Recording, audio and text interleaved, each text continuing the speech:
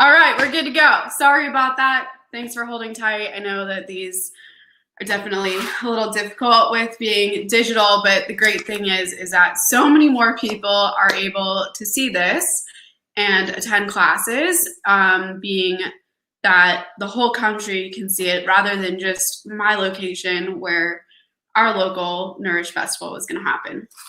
So just to give you an intro, my name's Emily. I have a Instagram that I started a little over 2 years ago. It's called Gluten-Free SD Eats. The SD is for San Diego. I started it because I noticed that there weren't a ton of great resources for gluten-free restaurants in San Diego. I didn't know where to eat out. There weren't a lot of great places that I could find. And there weren't a lot of people posting about where was safe to go for someone that's celiac like myself. Cool. Someone said that we have 1,100 people attending. That's awesome. So that's why I got started. And then in probably May, I had been ordering some gluten-free sourdough. I had been sent over the past year some sourdough to try out by different companies, and it was great.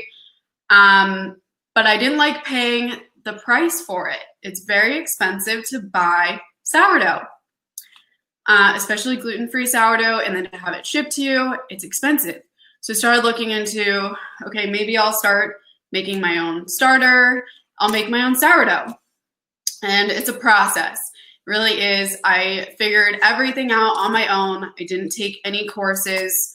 There are a lot of courses that you can pay for, but I didn't want to pay for anything. I just didn't think that was right or something that I wanted to do, especially because I didn't know how great that those courses were going to be. Sometimes they're taught by people that aren't gluten-free. So some things that I'm going to talk to you about today. No, I do not have a recipe posted up here. I will talk to you about some of the flours that I use, some of the different ratios that I use. Everything is different. If you change one flour versus another, you're going to end up with a little bit different of a product. So it is a little bit of trial and error. It's like a big science experiment. And for me, I'm an engineer, and doing science experiments, that's really fun. So we're going to talk about the starter. That is probably the most intimidating thing for getting started with sourdough is your sourdough starter. Then we're going to talk about how to make the bread and the process from, the night before to the day of. And there's different methods that you can do. I'm going to walk through the method that I use that I found that works well for me timing wise. I'm very busy. I work a full-time job during the week, Monday through Friday from 8 to 5. So I don't have time to be doing things in the middle of the day. So this is what works for me. And then we're going to talk about shaping it, proofing it, baking it, and then cutting into it. And I bake some loaves. I don't know if you can see back there, but I bake some loaves. They just came out of the oven like 20 minutes ago. They smell great. I am starving now, smelling them. So I want to start off just talking about tools that you need. So it is a little bit of an investment. These are some tools that maybe you have at home. There are tools that you can use for any different things in your kitchen. But these are some things that have really helped with the sourdough process. So the first thing that you want is a kitchen scale. I actually didn't buy it for the purposes of sourdough. I already had it. I like it because I can portion out my food. A lot of recipes use scales, so it's not just sourdough.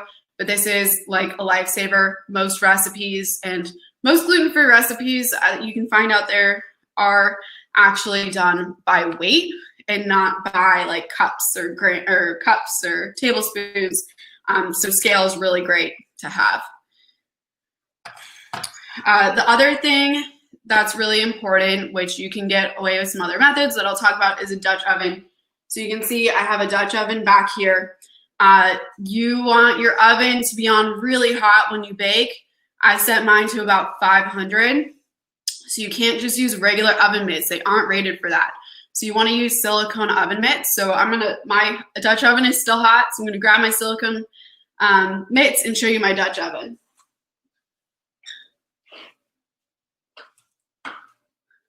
So here's my Dutch oven.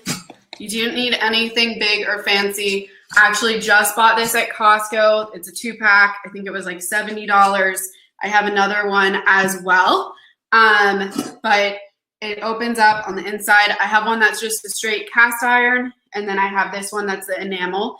And so it doesn't need to be very big. You can see like it's like the size of my head. You don't want too much room in there for your bread, because you do want it to kind of be compact. And so these silicone mitts that you can get on Amazon for like 10, 15 bucks, they're a lifesaver. You really don't want to burn yourself when you're working in the kitchen. So I'm going to put these back now.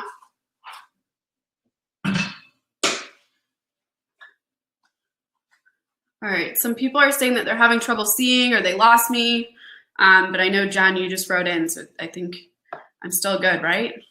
Can someone confirm? Okay, so another big important thing is a mason jar. This is where you want to store your starter. So you can see this is my starter. I haven't fed it today, I fed it last night. And then a coffee filter. And this wide, thank you for writing in that you can still see me. The wide mouth mason jar is so handy to have. I started off with a smaller non-regular mouth, and it's so much harder to use. So the wide mouth is great to have. And then you use a coffee filter. So that's another tool. My oven thermometer.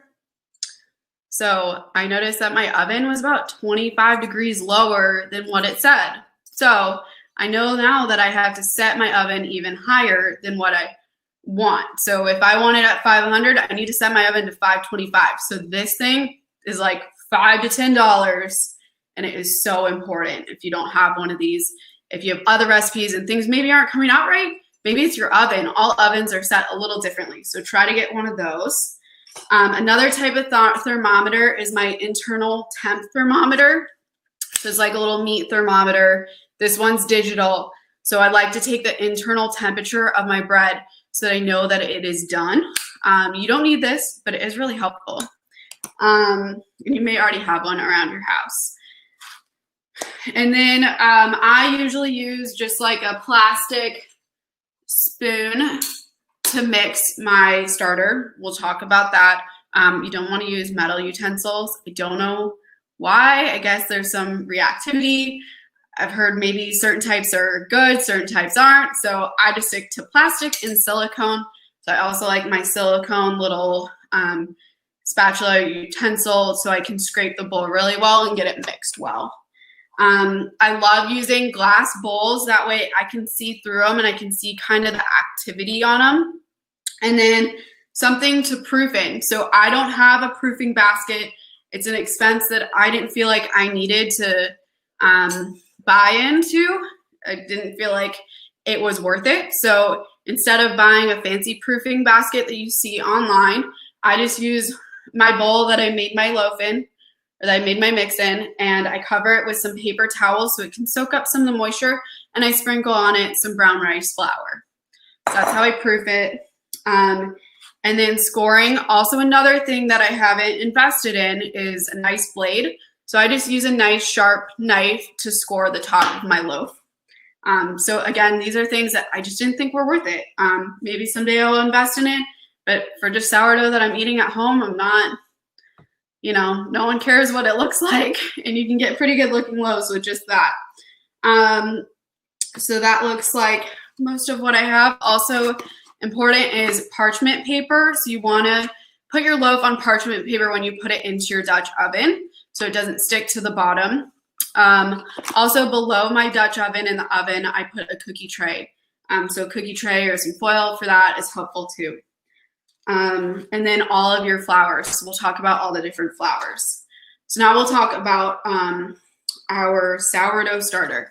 So again, I've got 2 starters here. I fed it last night. You're supposed to feed it every 12 hours if it's sitting on the counter, or you can store it in the fridge. So it's gone a little bit more than 12 hours. So it fell a little bit. It did a little rise and it did a little fall. the top of this tape is where my starter was at after I fed it last night. And then you can see that it rose up, which is so cool. So the sourdough starter. Why is sourdough called sourdough? Well, sourdough is a wild yeast bread. And you can do sourdough bagels, you can do sourdough crackers. There's a million different things of sourdough. I just got a question about feeding it, so we'll talk about that in a second. It takes the living yeast from the environment and it feeds off of that. So it allows it to rise instead of using commercial yeast. And so this is a lot healthier for you to use in your recipes than using commercial yeast. Some people can't digest commercial yeast right, and this is good living kind of bacteria for you, is what I'm understanding of it. I also, just to start, I am not a professional baker. I've never taken any courses. This is all self-taught at home. That's why it's called baking at home. It's not commercial baking, just baking, you know, your loaf on a Saturday for your family to have. So the starter, the process, what goes into my starter is just simply flour and water. So if I was baking a gluten flour, I would just use regular, or gluten starter, I'd use regular gluten-filled flour and water. But instead I use brown rice flour. So I buy all of my items on Amazon, especially because I started this since COVID hit. So I didn't want to go to the stores or anything. It's kind of hard to find all these different flours in the stores. But I have found, like, this Anthony's brand. They do batch test their flours. Any kind that you're using, any kind of flour, make sure that it is really gluten-free, because there is cross-contamination. There's different things. So make sure that you're using flours that you know and you trust. So I use brown rice flour. It's one of the cheaper flours that I found, and water. So on day one, if I'm starting a starter, all I'm going to do is I'm going to feed it, or give my starter in my new mason jar, empty mason jar. I'm going to put in it flour and water. So I like to do mine with 40 grams of flour to 50 mils of water. So I will type that in. 40 grams flour to 50 milliliters of water. With the water, you want to use purified water. So some of you around the country, you may have really good water out of the tap. In San Diego, we have really gross water out of the tap. It's got a lot of different things in it, chemicals, bacteria. So you want to use purified water. If you don't have purified water or bottled water, you can boil water on the stove and then use that boiled water. So you want your water to be like lukewarm. You definitely don't want it cold. Your starter likes to be warm, so it likes a little bit warmer of water. You don't want it to be too hot, because you might just kill the bacteria in there. So I start on the first day with 40 grams of flour, and I add 50 mils of water. I stir it. I want it to be like a nice little pancake batter, a little bit kind of like of a thick pancake batter texture. And then later that evening, so in the morning I'll feed it, or at the night I'll feed it, or I'll start it. And then that evening I'm going to add flour and water. So someone just asked if reverse osmosis is okay. That's what I've been using. That's what I have under my sink. So now that I have a starter, when you start off, it's not going to be all bubbly. It will take probably 7 days to be very active and to be able to use and to have this kind of look. You can see, hopefully through the video, all the bubbles in it. So that's what gives it the rise. So I will take my starter and I'm going to empty it down to 40 grams of starter in here. So very important, when you start out, you want to measure the weight of your mason jar, and that way you can subtract from it. So I know exactly how much this weighs and then how much it weighs with 40 grams. So what I'm going to do is I will take, let's see if I can angle this down. I'm going to do a feeding here for you guys. So I'm going to take my starter and my mason jar. I'm going to put it on my scale, So I know how much the weight is here. I know how much I need to take out. And then I'm gonna put in a different container here, the discard. And you can use that discard for all sorts of different things. You can use it for crackers. You can put it in the fridge, use it in pancakes. So many different recipes out there that you can use with it. So I'm just gonna take out a bunch of this starter and get it down to 40 grams left in here. Like I said, I know exactly how much is 40 grams. So I have 40 grams of starter, and now I'm gonna tare it on my scale. And tearing it means that I take it down to 0. I zero it out. And then I'm going to add 40 grams of my brown rice flour in here. So it's equal parts starter to equal parts flour. And typically with gluten, you do equal parts of water, but this flour I find takes a little bit more water. So now I have 40 grams of my brown rice flour in here, and I'm gonna tear it out again. And I'm gonna go to the milliliters on here for water, and I'm gonna add my 50 mils of water.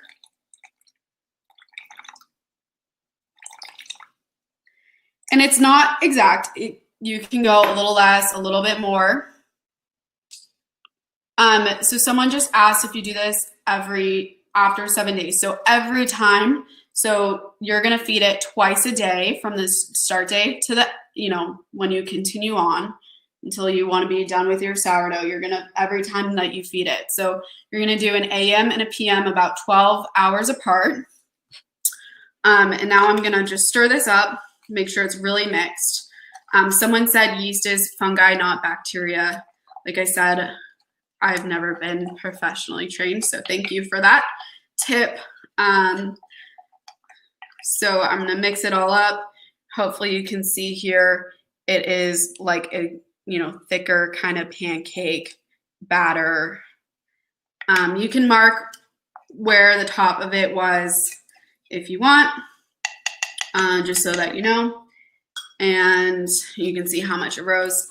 I'm gonna put my coffee filter on top of it and cover it, tighten it with this lid. You can use a rubber band, hair tie, whatever you want here.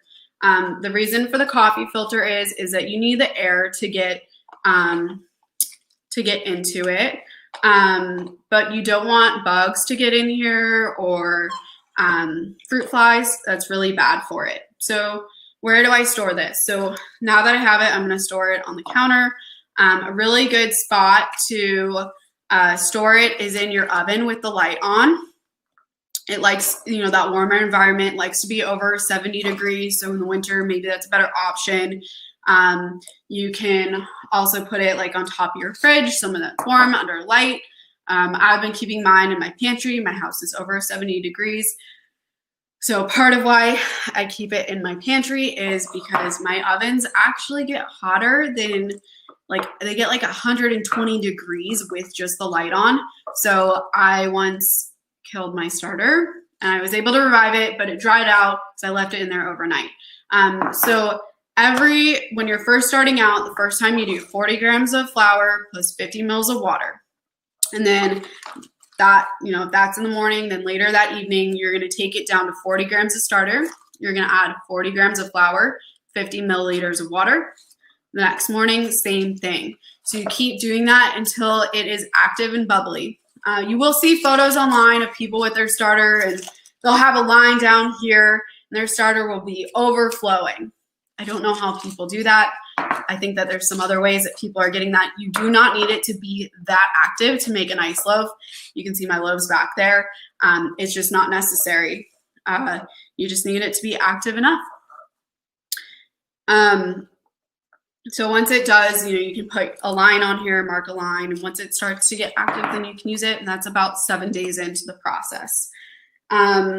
So a warm environment, I'm gonna add in here 40 grams starter, that's 40 grams flour plus 50 mils of water.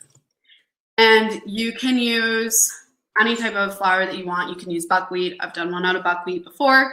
You could use sorghum, all these different flours that you could use. But I found that brown rice is the cheapest, most economical, because you are going through a lot of starter. So you don't want a ton of wasted flour because it is expensive. You do not want to use a flour blend. So do not use like Bob's Red Mill's 1 for 1 or cup for cup. Those have xanthan gum in it, and the starter does not like the xanthan gum. So you want it just to be pure like brown rice flour. Someone I think asked if you can use white rice flour. I do have that right here, or sweet rice flour, and I don't think that this would work as well. So, and the brown rice flour, again, is really cheap. You can also mill your own flour if you want, but I haven't wanted to do the expense of that. It is, I'm sure, in the long run, cheaper, but it is more work. So baking the bread, the process. Now that these have cooled down a little bit, here's a loaf that I made earlier today. Someone just asked if you can use a paper towel instead of coffee filter. Of course, anything that you want that's breathable material on your starter, that's fine. So here's my loaf. Made 2 of them. So we'll cut into one of those later, which I'm really excited for because it smells so good. So that's just this process to get the starter going. I now store my starter in the fridge. So it allows it to be dormant for as long as I want. You don't want to leave it in there too long. I have left mine in there for over a month and it was okay. But I did revive it over a few feedings. But now I just keep it in there and I feed it once a week. So I will pull it out. I like to bake on Saturdays. So if I'm baking Saturday morning, I like to take my starter out of the fridge, probably on like Friday morning, or no, Thursday evening or early Friday morning. I will take my starter out of the fridge and I'll let it come to room temperature. You don't want to feed it when it's cold. And then I will take it down again to the 40 grams of the flour, or 40 grams of the starter. I'll add 40 grams flour, 50 milliliters of water, and I'll let it sit until that evening. And I like to sleep in a little bit on the weekends, so I don't want to be up at 6 a.m. working. So Friday evening, I will make my starter and take it and make a levain. I'm not quite sure how to pronounce that, but it's like a king starter. It's like a big starter that I do. So I will take some of my starter. Typically, I use 100 grams of my starter, and I put it into a bowl. So I'll put it into my mixing bowl, obviously without paper towels, but I'll put it into my mixing bowl, 100 grams of the starter. I'll put 100 grams of flour. I like to use sorghum in my levain. And then I also add 100 milliliters of water. So the ratio is a little different than my starter. When you mix it up, it feels a little bit more of like a Play-Doh consistency. And then I let that sit overnight for 10 to 12 hours. In the meantime, once I make my levain, I will also feed my starter. I'll give it the same ratio, and then I put it in my fridge so that it can sit for another week and be nice and happy and alive when I want it. So then in the morning on Saturday morning, I will grab my levain and it will be all nice and bubbly inside. And I will mix it with all of my different flour mixtures and water to create my bread. And one thing that I really like to do once you have your recipe down and all the different tweaks that you like for the different types of flours that you use, the different variations, maybe you need, because your climate is a little bit warmer, maybe you need a little less water, you need a little bit more flour. There's all sorts of little tweaks that you need to work on, and I can't tell you exactly what you need because everyone's oven reacts differently. So I will take my mixture, and I will create bags of my my flour and my dry mix, all of my dry goods, and I'll put it in this bag so I can shake it up. I can make it ahead of time, so I can make, you know, 3 of these, 5 of them, 10 of them all at once, so I have them ready to go. And it's so much easier when you're measuring them out to do multiple at the same time, and put them into a baggie, and you can store it in the closet. If you're going on vacation, this is really great. I went up and visited my parents, and they wanted fresh bread when I was there, so I made bags ahead of time. That way I didn't have to bring all of my individual flours. So I'll show you all my different flour bags. So you already saw my brown rice. I have sorghum. I have buckwheat. So these are all like flours. And then you want a starch in there. So there's differences between all the different gluten-free flours, starches. So you kind of want to know those different types and how they react. And that's what gives you the different kind of compositions to make your bread more of a glutinous mixture. So for my starch, I use tapioca flour. It's also called tapioca starch. And then I use sweet rice flour, which is also what you use for mochi. And then this isn't a flour, but I use psyllium husk powder.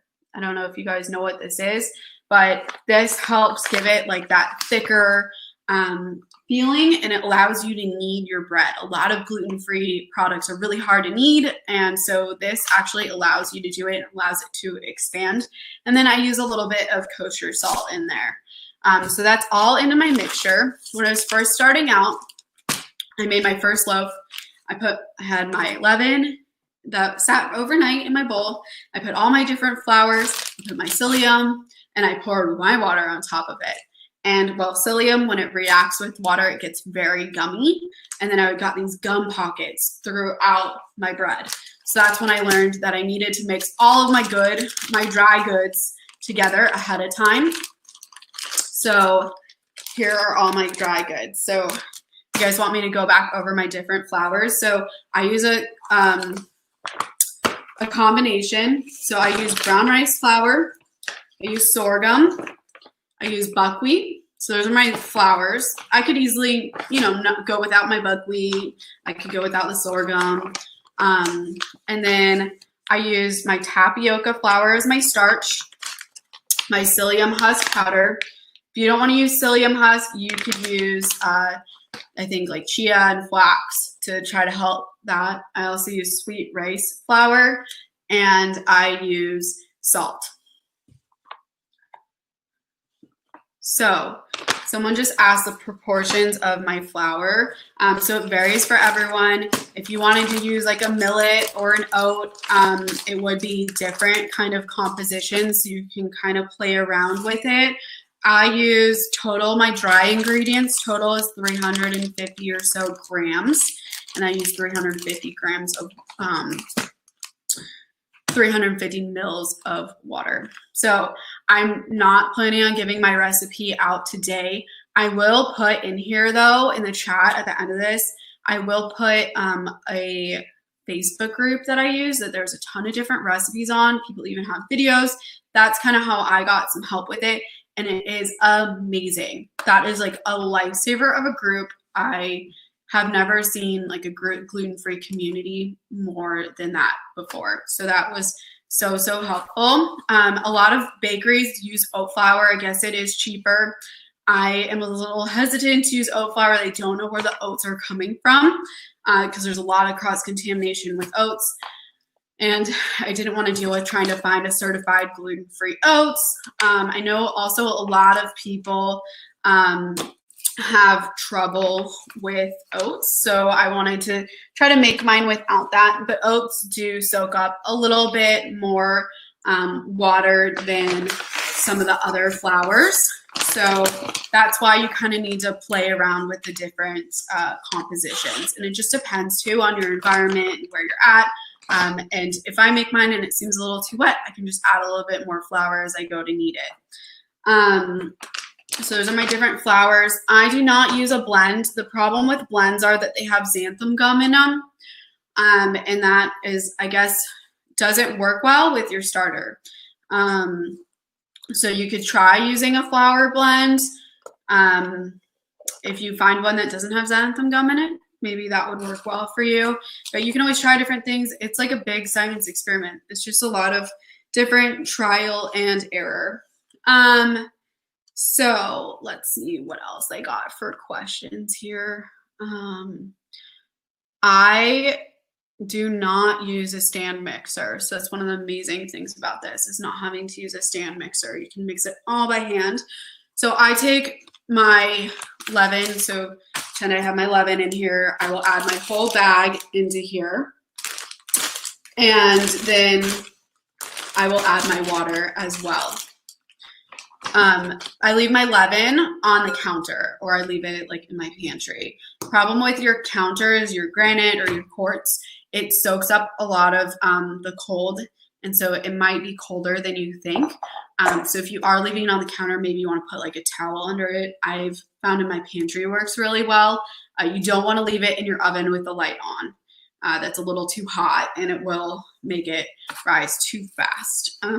So that's more of like a slow kind of proof to start your bread process. So then I mix it all together with my leaven, my whole dry mixture, and almost all of my water.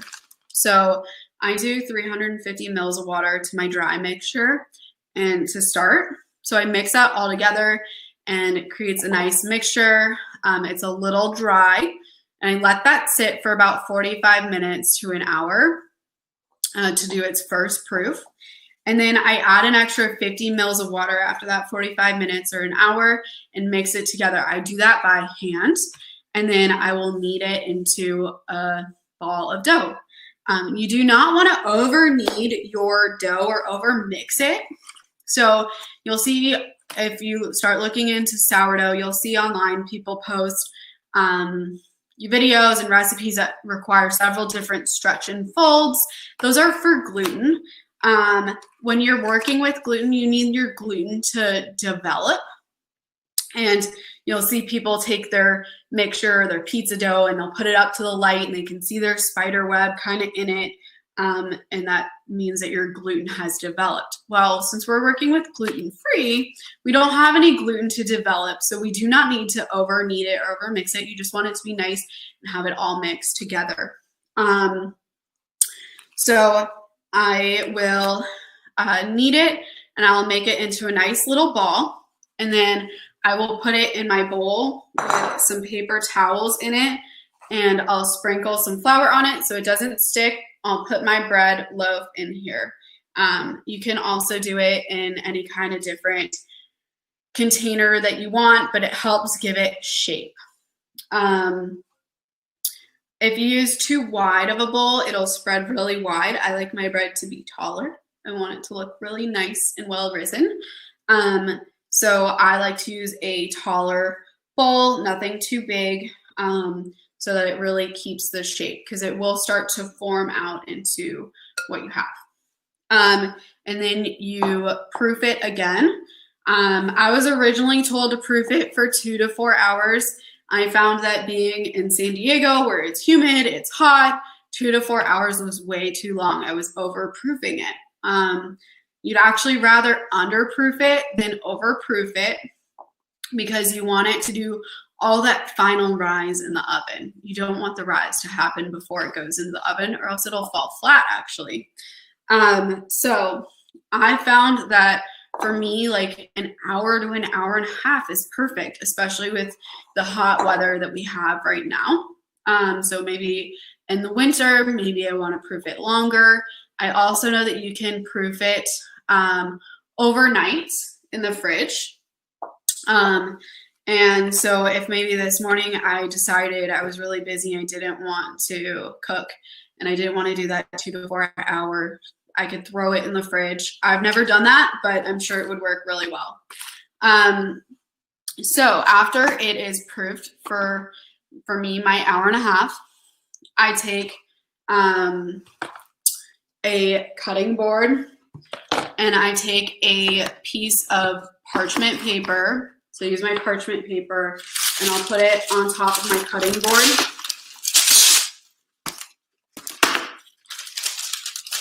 And I will take my cutting board and I'll put it over my bowl like this. And then I will flip it so that my loaf comes out onto the parchment paper very nicely. So proofing means just its rise. So if you're going to make a pizza dough, you want it to rise, or cinnamon rolls, you want them to rise. So it's just like that. Allows the yeast to work. So then I have it on my parchment paper and I'm going to use my beautifully cooked loaf. So if this was uncooked, it's just my dough here in a nice round mixture. And I'm going to, it's already shaped because it was shaped in my bowl. So I can tweak my shaping a little bit, kind of give it some padding. And then I'm going to use my knife and I'm going to cut in these scoring marks. So you can also use a blade. There's some out there that are for it, but I'm going to cut these in no more than 1/4 of an inch to help me get this nice look on it. I like to, so this one, you can tell that it does not have the flour look on the outside of it. So it's more of like a crispy bread. So what I do is I take all the extra flour and brush it all off. You can use like a little actual like a paintbrush for cooking. I don't have one of those, so I just wipe it off with my hands and then I wet the top with water. So you can use a spray bottle. Don't use a spray bottle that you use with like cooking or cleaning supplies. Use a brand new spray bottle that's just for water, and you can spray the top so that it's all nice and wet, and that gives it the crispy crust. Or another step to that process, if you want it to have that floury look on the outside, is you add flour on top and then you score your loaf. So this is my other loaf. So there's 2 different kind of styles that you can do there, and you can't go wrong here. There's many different things. Even if your bread doesn't look perfect, it'll still taste amazing, and you'll made it. So you should be really proud of it yourself.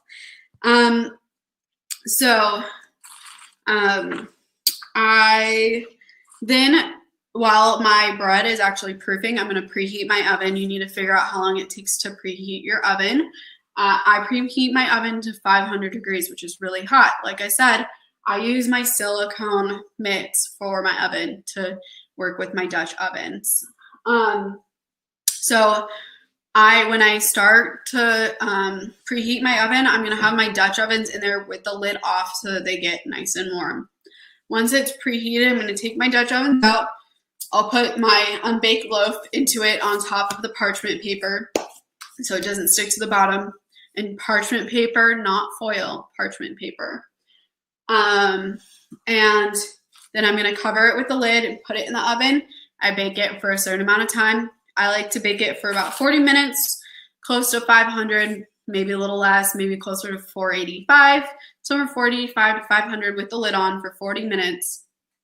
Then I take it out. I pull the lid off, and the Dutch oven stays in there with the lid off.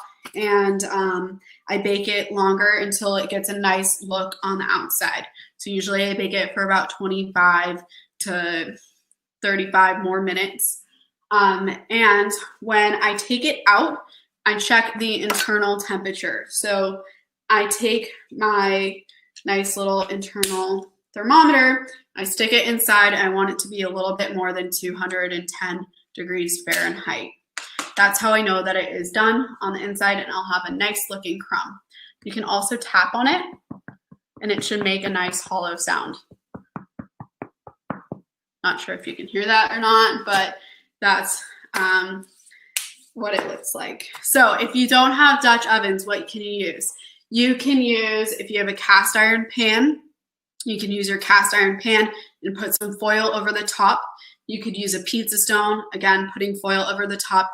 You want to trap that heat so that when it steams, when it's first doing its initial bake, it helps it rise and gives it that really nice oven spring. So this was probably about like this tall when I put it into the oven, and now it's this tall. So, and then once I'm done, I pull it out of the oven and make sure to be really, really, really careful when I'm touching my parchment paper.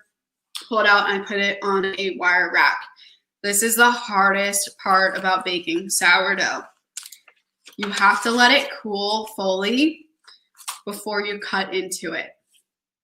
That helps the crumb set. The crumb is kind of like the inside and the look of it. So I know a lot of us talk about gluten-free bread and how it has all these really big holes in it, and you get a loaf and you have a hole the size of your face inside your piece of bread. So this should have a really nice crumb inside. So leaving it helps it set. I have not cooled these fully, but I'm going to cut into them. I have a nice bread knife here, and I'm going to cut into it to show you guys what the inside looks like. And you'll see what the texture looks like when I cut into it.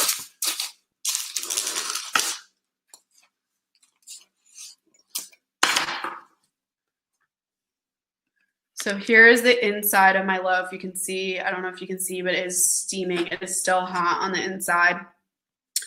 If it is undercooked, it'll be kind of gummy on the bottom. So that's how you can tell maybe you need to cook it a little bit longer. It's nice and fluffy on the inside. And you can see it's nice and soft and it tastes delicious and it makes really good sandwich bread. Most gluten-free bread, people say you want to toast. I like this untoasted as well, which is amazing. But still really great toasted. Definitely really good that way. So yeah, this is what my bread looks like. Sometimes people get like a fine crust up here. I think that's when it's overproofed. That can happen. And you want to make sure when it's going into the oven that it definitely feels kind of dense. When I pull it out and I put it into the oven, I don't want it to be so soft that when I'm cutting into it, it feels like I don't have control over it. I want it to be nice and firm.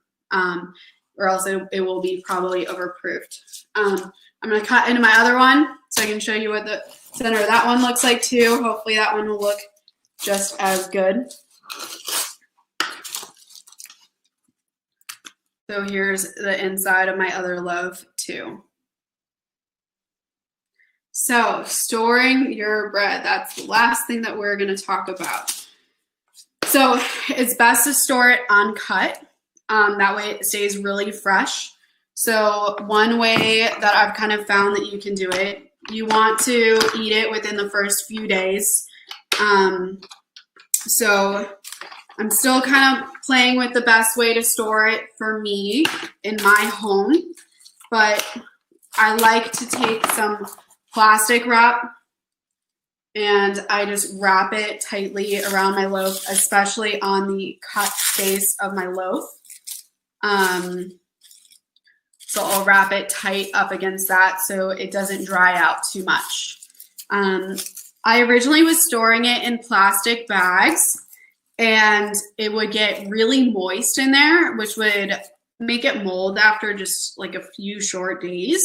But it does need to be eaten pretty quickly because there are no preservatives in it, which is really good. Preservatives aren't the best for you. So storing it like this, you can also use aluminum foil. If you have like a bread bag or a bread bin, I'm sure that would work really well too. I don't own one of those. And then another great way, if you haven't eaten it after the first few days, is slice it up and put it in a freezer safe bag and put it in the freezer. Freezes really, really well. You can pull it out of the freezer, pop it in the toaster, your toaster oven, and it's still really good. So that is how to bake and how to store. I will put in here the link to, or the name of the Facebook group that I mentioned. Also wanted to show you kind of the size of this. This is kind of about the size of my face, maybe a little bit bigger. It does weigh a lot.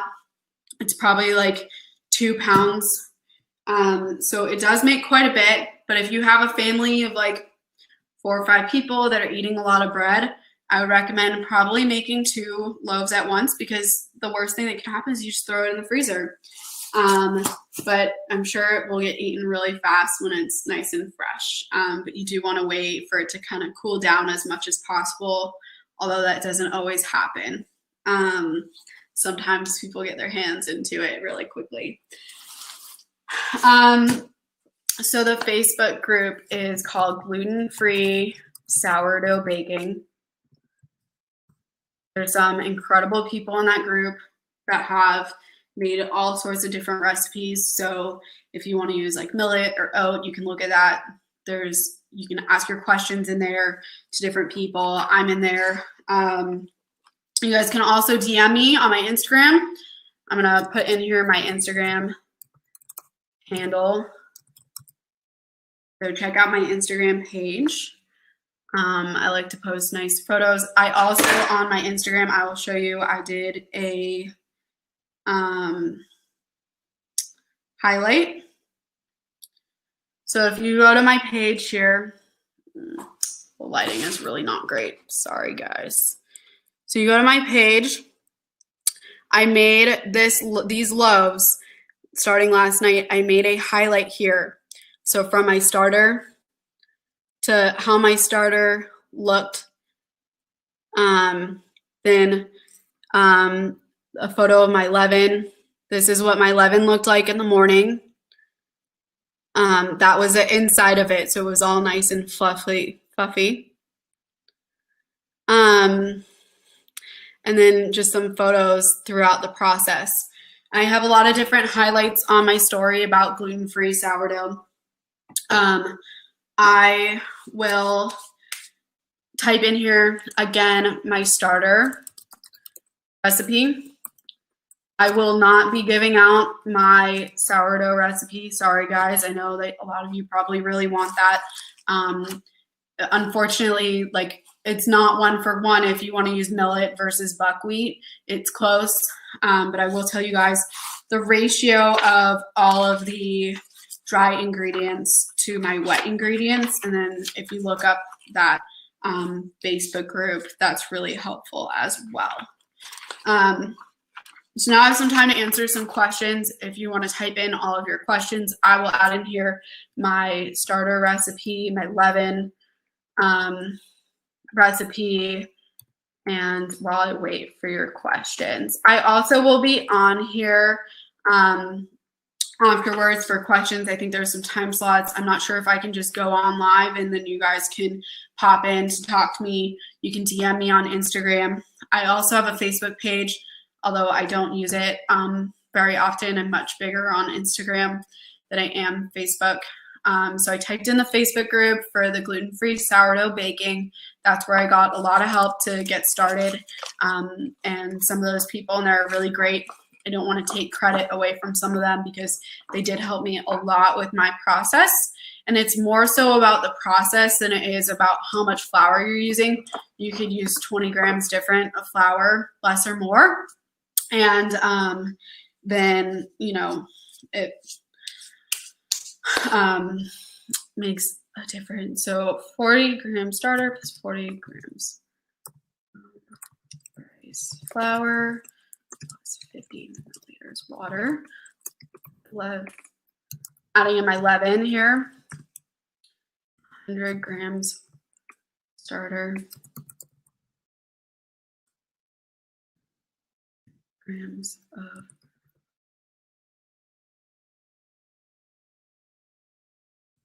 and these are all flours, by the way, because sorghum and rice come as non-flour, so make sure you're buying flour.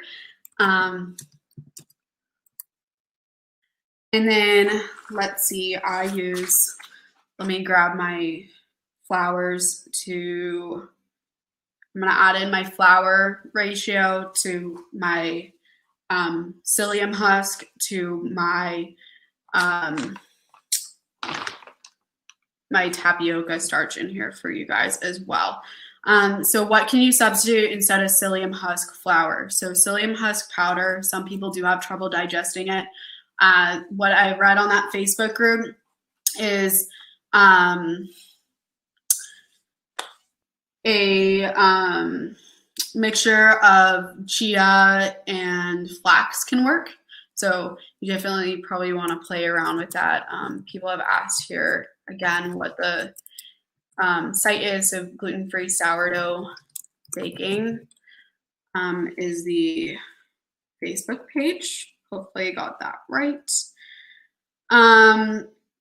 What can you use instead of a Dutch oven? So you could use like a cast iron pan if you just have a cast iron pan and tent over it some foil. Maybe you have another pan to put on top of it. You want to be really careful with using like Pyrex or glass because it can't get up to as hot as 500. It will crack. So you want to be really careful. Make sure things are temperature safe for what you're putting in the oven. I would say, you know, Dutch ovens you can buy. I bought my first cast iron one at Target for like 40 bucks. So you can get them for fairly cheap. It's a good investment. You can make a lot of different things in it. You could also use a pizza stone and you want to tent it with that foil so that when it's first getting its initial rise. Also, some other things that you can do if you don't have foil or you don't want to tent it with foil is you can put like some ice in your oven. You can also put ice inside your Dutch oven, and that'll give it some steam to help it rise. I've heard that you can spray your whole oven with water and really quick, put it all in, spray your oven with water. That'll help. You just want it to get the steam factor right away, and that's what your Dutch oven helps you do. So let's see if I can do some math. 245. So I use 265 of flours plus 50 grams tapioca plus around 25 grams of plus sugar.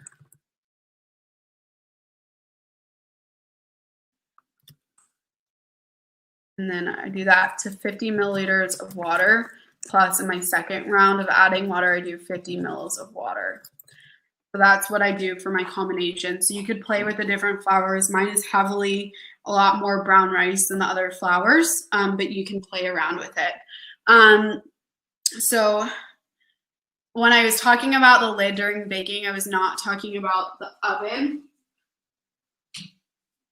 So I'm talking about my Dutch oven. So I'm gonna put my loaf inside of here. And then so my loaf will be in here on top of its parchment paper. I'm gonna have this lid on. So I'm gonna do my first initial bake at a higher temp with my lid on. And then after a certain amount of time, I'm gonna take my lid off. And I'm just gonna take my lid, put it outside of my oven and somewhere that's safe. And I'm gonna bake the rest with my lid off to give it a nice crispy crust. And so why I leave this lid on is to help it get that steam factor when you're first baking.